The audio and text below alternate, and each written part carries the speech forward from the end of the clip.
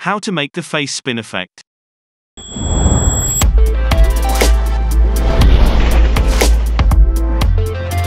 Today's video is sponsored by Cruella de Vil. Cut your clip in the part where you want the effect to be. Duplicate that part, and bring it over. With the duplicate selected, go to the color page.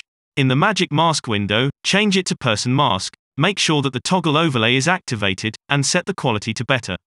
Switch the mask to Features, choose the face, and draw a line in the face of your subject. Open the Features menu again, choose the hair mask, and draw a line in the hair. Set the radius to 1, the blur to 30, and press the play button. Once the mask is done, add an alpha, output and connect the blue dots.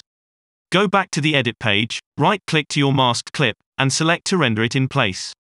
Set the type to Apple 4444 to keep the alpha channel also.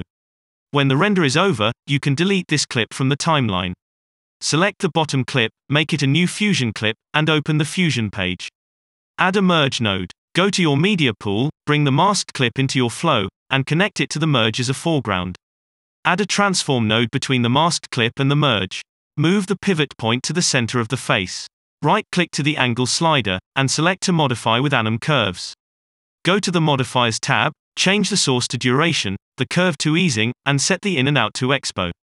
Increase the scale slider to 720, and go back to the Tools tab.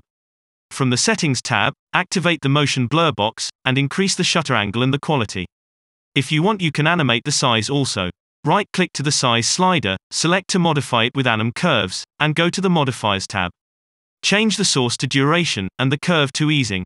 Set the in to expo, the out to sine, and activate the mirror box. Set the scale value to 0.7, and the offset to 1. If you liked this clip, subscribe to this channel. If you didn't, it's a free YouTube video.